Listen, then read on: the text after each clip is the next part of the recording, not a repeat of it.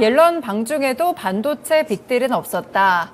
네, 얼마 전에 제니 옐런 미국 재무장관이 또 중국행을 갔습니다. 네. 중국에 가서 이번에 또 그 앞에 수출 통제가 좀 있었으니까 어떻게 좀 열쇠 실마리를 들고 오지 않을까라는 생각이 들었는데 네. 그렇지는 않았나 봐요. 네, 일단 그 전에 제가 말이 많아지면 잘라주세요. 네. 방송 전에 말씀드린 것좀 잘라주세요. 네, 일단 중국 가는데 뭐 상관 없었습니다. 아, 네. 근데 이게 하루아침에 해결이 될 것 같으면은 이런 문제가 안 나지 않겠습니까? 그렇죠. 그죠? 그러니까 뭐 연인 관계에도 이렇게 싸움이 나잖아요. 근데 싸움이 날 정도면 그 전에 이미 끝났어요. 그 전에 시작을 안 했겠죠? 제가 엉뚱한 비유를 해서 죄송한데 어쨌든 지금 미국과 중국이 뭐 그런 비유를 좀 쓰고 싶어요. 이런 아예 그냥 이래서 끝날 것 같으면 아예 네. 싸우지 않았다라고 봅니다. 그렇죠. 네. 그렇기 때문에 일단은 뭐 성과 없이 끝이 났고요. 그리고 오늘 이제 시장도 반등을 하고 반도체도 마찬가지 반등을 하고 있는데 일단은 뭐 실망스럽겠지만은 안심은 아직 할 수 없다라고 말씀을 네. 드려야 될 것 같아요. 오늘 같은 게 연준 위원이 어쨌든 금리 인하 완화 발언을 했기 때문에 그 영향으로 일단은 좀 반등이 나선 것도 좀 있다라고 보거든요. 네. 그렇기 때문에 뭐 연준 위원의 발언은 뭐 이게 며칠 가는 게 아니라 하루에 끝이 나는 거기 때문에 오늘을 기점에서 반등이 나올지 아니면은 단발성으로 끝이 날지에 대한 부분들은 좀 지켜봐야 될 것 같아요. 근데 네. 하나 뭐 긍정적인 부분은 일단 뭐 시장 분위기가 바뀌었다고 해가지고 이게 종목별 등락 현황을 좀 말씀드릴 거거든요. 네. 오늘 이 상승 종목 수가 939 그리고 하락 종목 수가 544 종목인데 네. 저는 개인적으로 코스닥 기준으로 상승 종목 수가 800에서 900 종목 정도 이렇게 형성이 되는 게 저는 가장 좋다라고 봐요. 네. 왜냐하면은 물론 상승 종목 수가 뭐 1100 종목, 1200 종목 더 많으면 좋겠지만은 그렇게 극단적으로 가게 되면은 또 극단적으로 꺾여요. 맞아요. 네, 네. 그렇기 때문에 적정 수준으로 저는 800에서 900 정도 보거든요. 그래서 요 현상이 시장에 대해서 좀 관심이 있으신 분들 같은 경우는 뭐 다른 것도 보셔야 되겠지만은 종목별 등락 현황을 보시고 오늘뿐만 아니라 내일 쪽, 모레 쪽 이런 현상이 좀 지속이 된다. 그러면은 조금 이제 반등을 줄 가능성이 있다. 이렇게 좀 보시면 좋지 않을까 생각이 들고요. 네. 그래서 어쨌든 이렇게 뭐 시장이 최근에 하락할 수밖에 없었던 것들은 저 개인적으로 그렇게 생각을 하고 있습니다. 이 중국이 갈륨하고 게르마늄에 대한 수출 제재 이 얘기가 나오게 되면서 반도체도 하락을 하게 되고 시장도 네. 하락을 했었던 거거든요. 네. 근데 이게 갈륨이 보통 우리 트랜지스터를 반도체라 그러거든요. 근데 이 트랜지스터를 만들기 위해서 이 갈륨이라는 거를 규제에 첨가를 시켜요. 네. 그렇기 때문에 이런 연관성 때문에 반도체와 연결고리가 있거든요. 근데 이런 연관성으로 인해 가지고 반도체가 하락을 하게 되고 그리고 이게 2018년도로 한번 우리가 돌이켜보게 된다라면은 미국과 중국의 사이가 안 좋게 되면은 네. 대외 여건, 그러니까 대외의 어떤 불확실성, 요 얘기 나오잖아요. 그래서 최근에 시장이 하락했던 것들은 방금 말씀드린 갈륨이 반도체 트랜지스터에 사용이 되는 부분들, 그리고 미국과 중국이 어쨌든 싸움을 하게 되면서 서로 사이가 안 좋게 되면서 대외 불확실성이 좀 부각이 됐던 부분들이 일단 시장 악재였다고 보시면 될 것 같습니다. 네. 그렇기 때문에 뭐 그런 부분들에 대해서 이제 앞으로 어떻게 실마리를 풀어갈 것인가. 근데 지금 분위기 봐서 쉽사리 풀릴 것 같지는 않죠? 네. 네, 그렇기 때문에 지금은 그 마법의 단어 있잖아요. 선반영. 그렇게 될 때까지는 기다릴 수밖에 없을 것 같아요. 네네. 네. 그럼 지금은 선반영된 상태가 아니다 이렇게 보시는 거예요? 미중 갈등에 대한 부분이. 일시적인 소강 상태? 아. 그러니까 우리가 지금 장마 기간이잖아요. 지금 밖에 네. 비가 조금 왔다가 좀 그쳤는데 장마 기간이라 해가지고 비가 계속 오는 건 아니잖아요. 비가 오다가 중간에 또 비가 그쳤다가 해가 떴다가 또 비 오고 하잖아요. 그렇죠. 그러니까 어찌 보면은 미국과 중국이 지금 싸우고 있는 것도 장마 전선과 비교를 해보게 되면은 네네. 잠시 소강 상태로 보는 게 맞을 것 같아요. 근데 이게 다시 또 불거지게 되면은 또 반도체 또 끌어내는 요인이 될 수가 있고 네. 그리고 아시겠지만은 또 이제 요 이슈가 도드라지게 된다라면은 또 필라델피아 반도체에서 하락을 하게 되고 뭐 그런 얘기들이 나오게 되면은 어쩔 수 없이 또 악재가 될 수 있는 부분들이기 때문에 지금은 계속해서 어떻게 되는지 추이를 살펴볼 수밖에 없을 것 같아요. 그래서 일단은 이거 뭐 참고사항 말씀드린 건데 네. 뭐 갈륨 생산량 같은 경우는 이제 중국이 전 세계 94% 그리고 게르마늄 같은 경우는 90%를 현재 차지하고 있거든요. 네. 그래서 아마 이런 것들 때문에 영향을 좀 받고 있다 보시면 되는데 지금 어쨌든 뭐 갈륨은 말씀드렸고 뭐 게르마늄 같은 경우는 특수가스로 들어가는데 뭐 대체를 한다는 얘기가 있는 상황들이거든요. 그런데 아마 갈륨 게르마늄뿐만 아니라 뭐 또 흑연이라든지 그리고 뭐 히스토리라든지 뭐 텅스텐이라든지 이런 얘기가 또 나올 네. 것 같아요. 근데 텅스텐 같은 경우는 왜 얘기를 꺼내냐면은 텅스텐 같은 경우는 웨이퍼에 새겨진 패턴을 따라서 이게 전류가 흐르잖아요. 그래서 이 전류가 흐르도록 금속을 그러니까 전류가 흐르는 금속을 배선하기 위해서 그러니까 네. 이 동그란 원판 위에 깔기 위해서 전기선을 이렇게 까는 것처럼 깔기 위해서 깔 때 이제 이 텅스턴이 사용된다고 보시면 될 것 같아요. 그래서 만약에라도 이제 중국이 또 텅스턴까지 제재한다는 얘기가 나오게 되면은 또 반도체 투자 심리가 또 흔들릴 가능성이 있기 때문에 좀 참고를 하실 필요가 있을 것 같습니다. 그래서 결국에는 미국이 일본하고 이제 네덜란드 쪽으로 이제 압박을 연합을 해가지고 네. 반도체 쪽을 압박을 하다 보니까 이런 현상이 나오는데 그렇게 하게 되면서 결국 이제 우리나라만 새우등 터지는 그런 꼴이 나온다라고 보시면 될 것 같아요. 네, 그렇군요. 그 갈륨이랑 게르마늄에 대해서 또 얘기가 좀 있던데 네. 그래도 좀 대체가 가능하다. 중국 쪽 공급망 아니더라도 이거는 네네. 뭐 큰 위기는 아니다. 이렇게 보는 시선도 네, 있던데요. 맞습니다. 네. 이게 그 갈륨하고 게르마늄이 그 아연이라든지 알루미늄 네. 정년 과정의 부산물로 나오는 거거든요. 부산물로 나오는데 지금 그래가지고 방금 말씀하신 것처럼 세계 2위 아연 업체가 있거든요. 유럽에서는 1등 업체고요. 네. 니르스타라는 회사가 있어요. 그 회사 같은 경우에 이제 아연 그 생산 설비를 이제 갈륨하고 게르마늄을 생산하는 설비로 네. 또 확충을 한다 그래요. 이게 완료가 되게 되면은 미국에서 필요한 이 갈륨의 그 필요량이 80%가 이제 공급이 네. 가능하게 되거든요. 그래서 아마 이런 것들 때문에 아마 뭐 큰 위기가 아니라는 얘기를 하는 것 같아요. 근데 지금 아시겠지만 카드가 하나만 있는 게 아니잖아요. 여러 개가 있으니까요. 네. 갈륨, 게르마늄, 거기에다가 히토리기 나왔던 것들, 네. 그리고 흑연 같은 경우는 이제 2차 전지, 그 텅스텐 같은 경우는 방금 말씀드렸듯이 또 이제 웨이퍼, 그 네. 위에 이제 또 금속 배설에 필요한 부분들이 있기 때문에 계속해서 카드를 꺼낼 겁니다. 그래서 그 카드를 꺼낼 때마다 이게 텅스텐이 나왔다 이런 것도 중요하지만은 어쨌든 계속 사이가 나빠진다. 아, 그렇죠. 네, 계속 사이가 나빠진다. 요것 때문에 대불확실성 얘기가 나올 수밖에 없는 부분들이죠. 그래서 지금 7월 FOMC의 뭐 금리 인상할 가능성이 여전히 뭐 90%가 넘어가는 상황들인데 지금은 어쨌든 종목을 보실 때 종목 자체적으로 강한 모멘텀을 이래가지고 종목들이 움직여주게 된다라면은 네. 신경 안 써도 되지만은 어쨌든 종목을 영향을 주는 이슈가 종목 이슈, 그 위에 업종 이슈, 그 위에 네. 시장 이슈거든요. 그렇죠. 그렇기 때문에 삼성전자를 그 반도체를 예를 들게 되면은 반도체 같은 경우도 잘 아시겠지만 HBM, DRAM 그리고 오늘 같은 경우는 아마 그것도 좀 있는 것 같아요. 그 단독 기사 나온 건데 SK 하이닉스가 이제 애플의 비전 프로 네네. 쪽으로 그 뭐 DRAM 이제 특수된 공급하는 게 공급한다고, 나왔잖아요. 네. 그래서 아마 이런 것들 때문에 또 이제 뭐 분위기가 좀 괜찮아진 것 같은데 이건 업종 이슈거든요. 네. 근데 이 업종 이슈에 상대는 시장 이슈가 완전하게 해소가 되지 않는다라면은 여전히 불안감이 있다라 봐야 될 것 같아요. 그래서 그 두 가지가 금리 이슈하고 지금 중국과 미국이 사이가 안 좋은 거. 그 두 가지 이렇게 좀 보셔야 될 것 같아요. 네, 뭐 미중이 사이가 안 좋고 시장 이슈로 작용을 하더라도 어쨌든 저희는 투자 전략을 찾아야 되니까요. 그럼 지금 봐야 되는 관련 종목으로는 뭐 그런 광물과 관련된 종목들을 좀 봐야 되는 걸까요? 어떻게 봐야 될까요? 제가 이거를 이슈를 선정을 하고 종목을 보니까 내가 이걸 왜 골랐지라는 생각이 들 정도로 종목 사는데 되게 골머리를 좀 네. 알았는데 그래가지고 이제 반도체 관련주, 이제 텅스텐 관련주, 그리고 이제 또 니르스타 관련돼서 네. 아연 관련주 말씀하신 것처럼 이제 선물 세트처럼 다양하게 골라왔어요. 그래서 일단 먼저 말씀을 드리고 싶은 것이 이제 A프로. A프로요. 네. 종목을 말씀할 건데 이거는 지라갈륨 이제 관련된 이제 전력 반도체 종목이라고 보시면 될 것 같은데 네.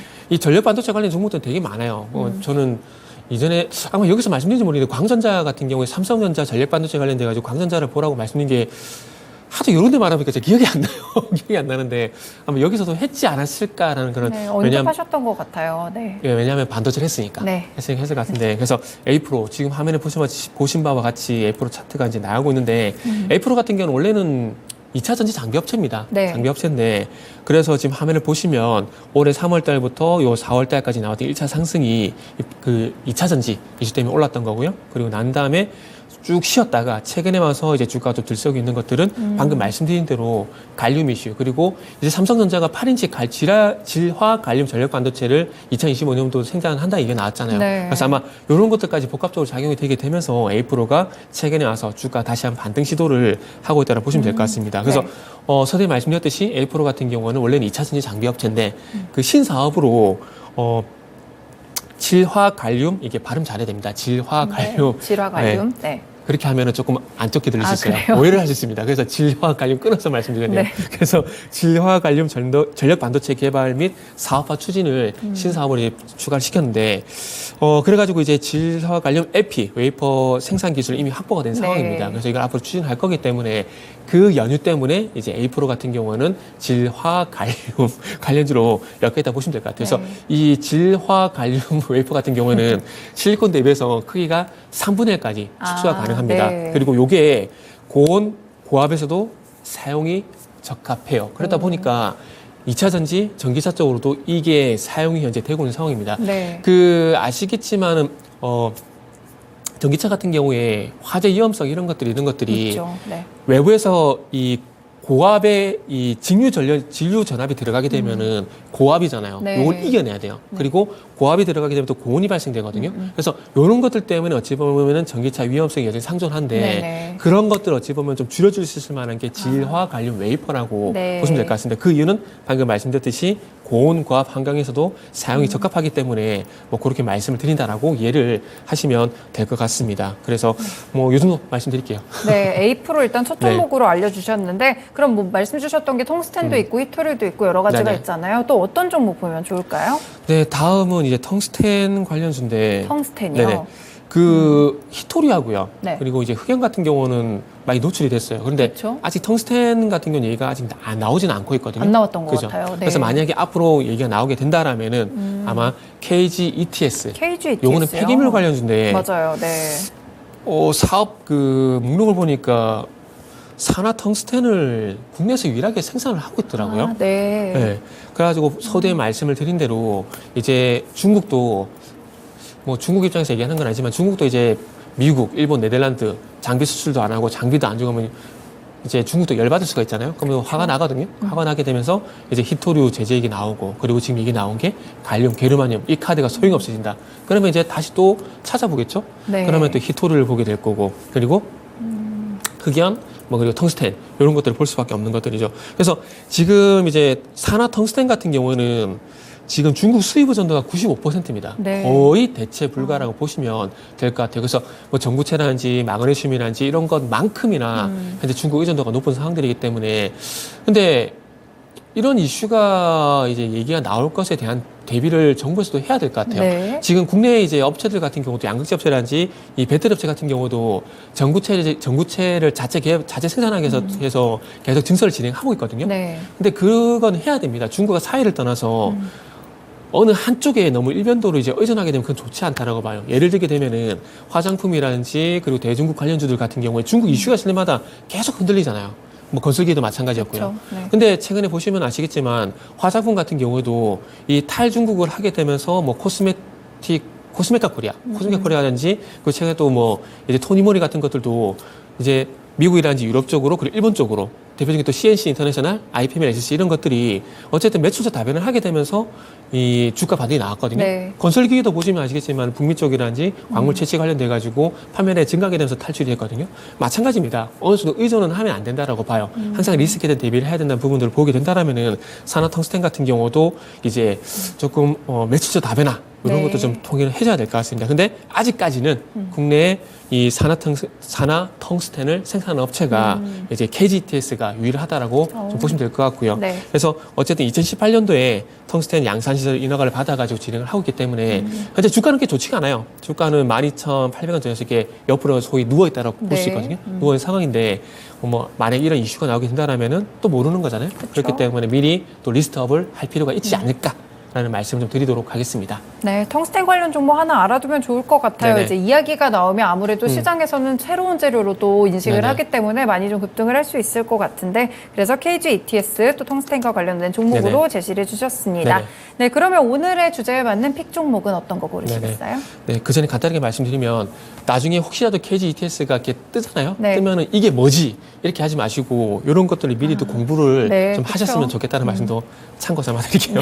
그리고 오늘의 픽 종목은 이제 신스틸. 신스틸이요. 네, 요건 아연 관련주 이렇게 네. 말씀드릴게요. 제가 조금 전에 유럽의 니르스타라는 회사가 게르마늄이란지 갈륨 생산 시설 설치를 검토를 하고 있고 이게 진행이 될 겁니다. 네. 아마 미국 쪽에서 요청을 할 거예요.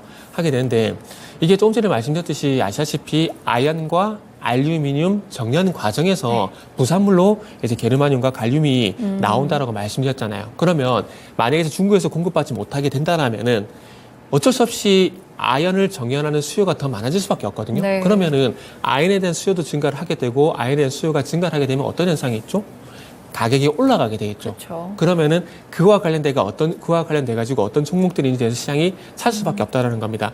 그러니까 예를 들게 되면은 니켈 관련주 이렇게 니켈 이슈가 나오게 되면은 아시겠지만은 니켈이 스테인리스하고 연관성이 있나? 갑자기 잘 생각이 안 나네요. 그래서 뭐 그냥 예를 들어서 말씀드릴게요. 그래서 네. 니켈 얘기가 나오게 되면 실적으로 니켈 생산을 하는 건 아니지만 스테인리스가 어쨌든 뭐 니켈 강판 뭐 이런 거 연관성이 있다는 이유로 같은 종목들 주가가 가잖아요. 네네. 그러니까 어찌 보면 지금 말씀드린 신스틸 같은 경우는 그런 맥락이라 좀 보시면 좋을 것 같습니다. 그렇기 때문에 아연 가격 상승에 대한 영향력 그거 때문에 일단 보시면 좋을 것 같고요. 그래서 이 회사가 용융 아연 도금 강판, 알루미늄 도금 강판을 생산하고 있거든요. 그래서 이런 연관성 때문에 최근에 신스틸이 주가가 하락을 하다가 상승으로 좀 반전이 됐기 때문에 그런 연유에 상승하기 때문에 혹시 관심 있으신 분들은 리스트업 하시란 말씀 드리도록 하겠습니다. 최근에 근데 아연 가격이 좀 많이 밀리지 않았나요? 굉장히 많이 떨어진 걸로 알고 있는데 그럼 네네. 이제는 좀 저점에서 반등을 할 수 있는 정도라고 보시나요? 근데 주가가 이미 반응이 네. 나오고 있습니다. 지금 차트 잠시만 보시면은 네.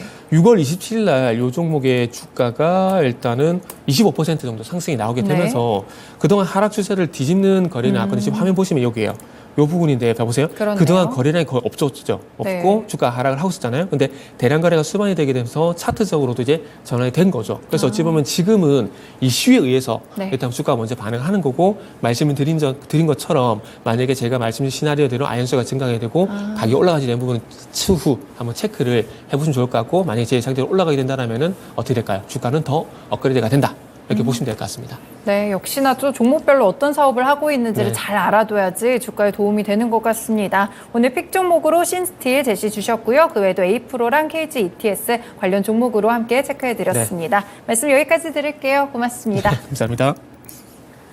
네, 오늘 이렇게 일부 쉬운 이슈 읽어주기 시간에서는 알파프로의 정태근 팀장과 함께 반도체에 대한 이야기 함께 나눠봤습니다.